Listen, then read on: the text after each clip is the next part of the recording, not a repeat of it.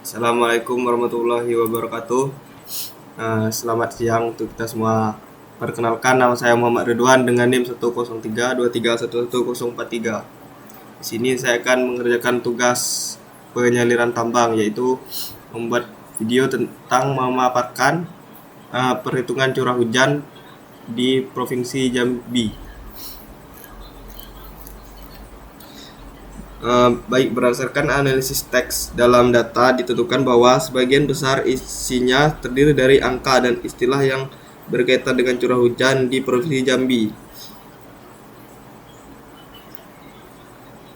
Ada beberapa bagian data yang hilang dan tidak tercatat dalam periode tertentu. Hal ini bisa disebabkan oleh berbagai faktor seperti kendala teknis dalam pencatatan, keterbatasan alat pengukur hujan, dan kondisi cuaca ekstrim yang menghambat pengambilan data. Dalam analisis lebih lanjut, penting untuk memahami seberapa besar dampak dari nilai kosong ini terhadap keseluruhan data dan apakah ada pola tertentu dalam kekosongan tersebut, misalnya terjadi pada bulan-bulan tertentu atau hanya pada tahun-tahun tertentu. Selain itu, ditemukan bahwa angka seperti 5, 4, 2, dan 0 muncul cukup sering dalam data. Kemungkinan besar angka-angka ini merupakan bagian dari data curah hujan atau penanda tahun dalam rentang data yang dianalisis. Kemunculan angka-angka ini perlu dianalisis lebih lanjut untuk melihat apakah ada tren atau pola tertentu yang dapat diidentifikasi. Misalnya, apakah ada curah hujan mengalami kenaikan dan penurunan dari tahun ke tahun? Apakah ada bulan tertentu yang selalu memiliki curah hujan tinggi atau rendah, serta bagaimana tren tersebut dapat dikaitkan dengan fenomena cuaca atau faktor geografis di Provinsi Jambi.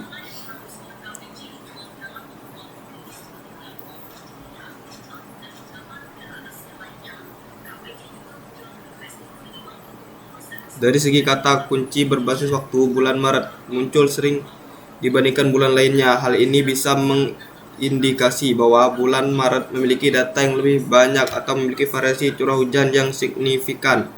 Bisa jadi Maret adalah bulan dengan curah hujan tertinggi atau justru mengalami fluktuasi yang lebih besar dibandingkan bulan lainnya.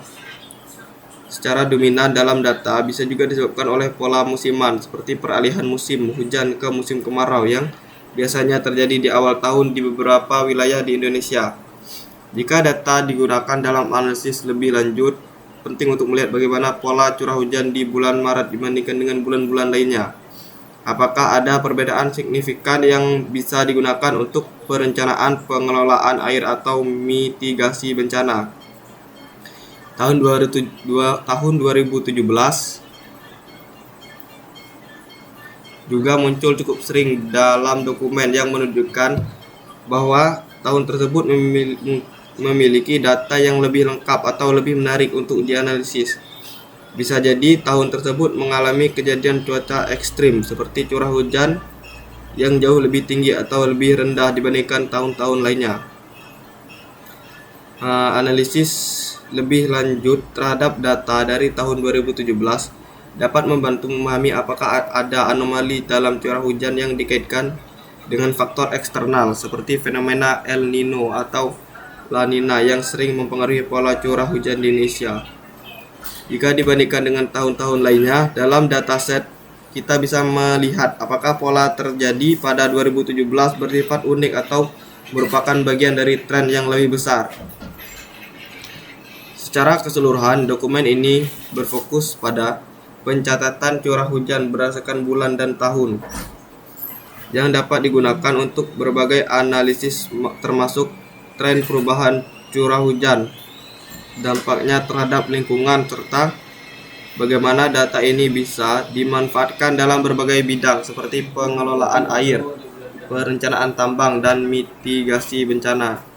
Dalam konteks pentambangan, data curah hujan sangat penting karena dapat mempengaruhi sistem penyaliran tambang, stabilitas lereng, serta risiko banjir di area tambang.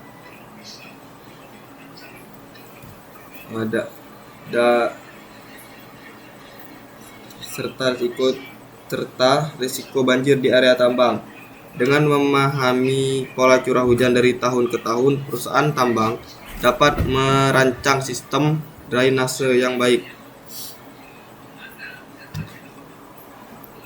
Berikut adalah data-data curah hujan yang ada di Provinsi Jambi dari 2010 sampai 2019.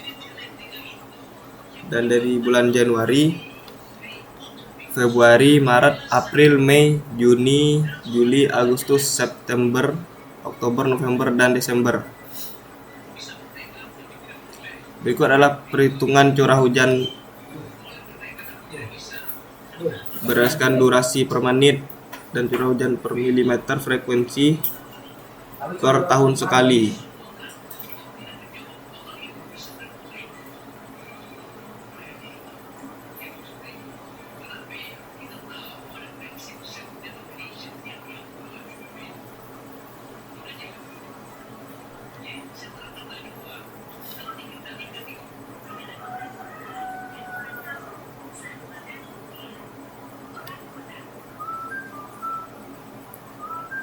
Berikut juga terdapat data curah hujan harian maksimum.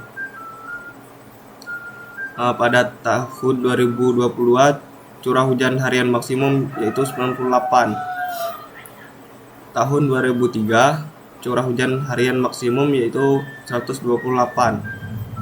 Pada tahun 2004 data curah hujan maksimum yaitu 143. Pada tahun 2005 curah hujan harian maksimum yaitu 155. Pada tahun 2006 data curah hujan harian maksimum yaitu 149. Pada tahun 2007 data curah hujan harian maksimum yaitu 159. Pada tahun 2008 data curah hujan maksimum yaitu 136. Pada tahun 2009 data curah hujan maksimum yaitu 118, dan pada tahun 2010 data curah hujan harian maksimum yaitu 110, dan tahun 2011 curah hujan maksimum yaitu 124. Dan pada tahun 2012 curah hujan harian maksimum yaitu 98. Pada tahun 2013 curah hujan harian maksimum 157.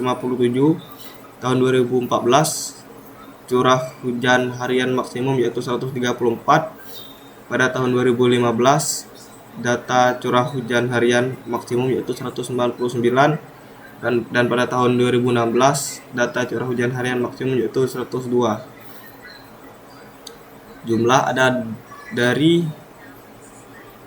15 data curah hujan ini ada berjumlah 2010 curah hujan harian maksimum dengan rata-rata 134.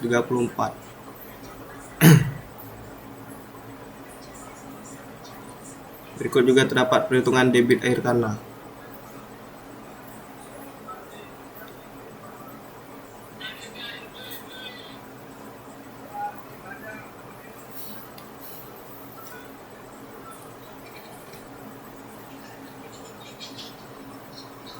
Dalam konteks pertambangan, data curah hujan sangat penting karena dapat mempengaruhi sistem penyaliran tambang, stabilitas lereng, serta risiko banjir di area tambang.